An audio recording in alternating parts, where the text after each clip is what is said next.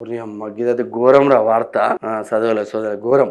700 మంది రేపు చేశారు. 700 మంది ఆడపిల్లలు రేపు చేశారు. యూకేలో దారుణాలు. ఎవడు చేసిండ్రా యూకేలో కూడా పాకిస్తానీ మూలాలు ఉన్న ముఠ కబంద హస్తాలో బాలికలంట. నడి సెంటర్లో కాల్చిపడేయాలరా నాయన. ఇటువంటి 3 ఏళ్లలో 700 మందిని రేప్ చేశారు. యూకేలో పాకిస్తానీ మూలాలున్న ముఠా దారుణాలు. యూకేలో పాకిస్తాన్ మూలాలున్న ఓ ముఠా దారుణాలకు ఒడిగడుతున్నది. స్థానిక మహిళలు బాలికలను లక్ష్యంగా చేసుకుని లైంగిక దాడులకు పాల్పడుతున్నది. పాకిస్తాన్ సహా పలు దేశాల సంతతికి చెందిన వారు ఒక గ్రూప్గా ఏర్పడి లైంగిక దాడులను వ్యవస్థీకృతం చేశారని, అనేక మంది స్థానిక బాలికలు వారి కబంధ హస్తాల్లో బలయ్యారని యూకే ఎంపీ రూఫాట్ లోవ్ పార్లమెంట్లో ప్రసంగించారు. ఈ గ్యాంగ్లో అత్యధికులు పాకిస్తానీ సంతతికి చెందిన టాక్సీ డ్రైవర్లు, మార్కెట్ వ్యాపారులే ఉన్నట్లు యూకే ప్రభుత్వ దర్యాప్తులో తేలింది. అయితే ఎంపీ రూఫాట్ లోవ్ స్వయంగా చేపట్టిన దర్యాప్తులో సేకరించిన బాధితుల భయంకరమైన వాంగ్మూలాలను పార్లమెంట్లో చదివి వినిపించారు.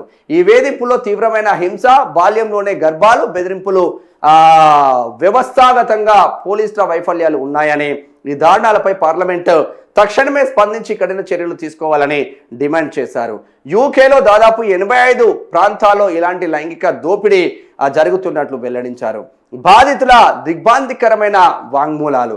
ఎంపీ రూఫాట్ లోవ్ నిర్వహించిన స్వతంత్ర దర్యాప్తులో బాధితులు దిగ్భ్రాంతికరమైన వాంగ్మూలాలు బయటికి వచ్చాయి.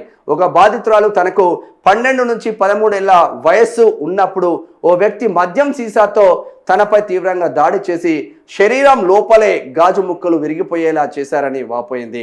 మరో మహిళ తనపై దేశంలోని వివిధ ప్రాంతాలలో పలువురు పోలీసు అధికారులే స్వయంగా అత్యాచారం చేశారని సంచలన ఆరోపణలు చేశారు.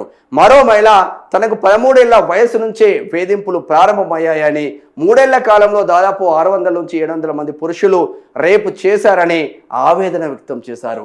15 నుంచి 20 మంది బాలికలను కుక్కల బోన్లో బంధించారని, జంతువులను తెచ్చి హింసిస్తుంటే చుట్టూ ఉన్న పురుషులు నవ్వుతూ బెట్టింగులు కాస్త వీడియోలు తీశారని మరికొందరు బాధితులు వివరించారు. తెల్ల జాతీయులు, క్రైస్తవ బాలికలకు నైతిక విలువలు తక్కువని, ముస్లిం బాలికలకు గౌరవం ఎక్కువని వ్యాఖ్యానించేవారని తెలిపారు. మొత్తం టాక్సీ డ్రైవర్లు అంట ముస్లిమ్స్. ఒక బాలిక తల్లి అయిందని, అందుకు ఇమాం అనే వ్యక్తి కారణమని బాధితురాలు పేర్కొన్నారు. పండుగలు, ఈద్ సెలవుల సమయంలో ఈ అరాచకాలు, హింస మరింత పెద్ద ఎత్తున జరిగేవని బాధితులు తెలిపారు. ఇక మనం ఏడున్నా మన మూలాలు పోనట్టు, మనం యూకేలో ఉన్నా, మనం పాకిస్తాన్లో ఉన్నా, మనం ఇండియాలో ఉన్నా, మనం చేయాల్సింది గదే.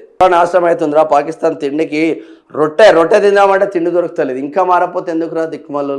అంత అభివృద్ధి చెందిన దేశంలోనే వాళ్ళ వ్యవస్థలకు తెలియకుండా 3 ఏళ్లలో 700 మంది బాలికలను రేపులు చేశారంటే, చిన్న పిల్లలను తల్లులా చేస్తున్నారంటే మనం ఎటు పోతున్నాం, ఎటు వస్తున్నాం?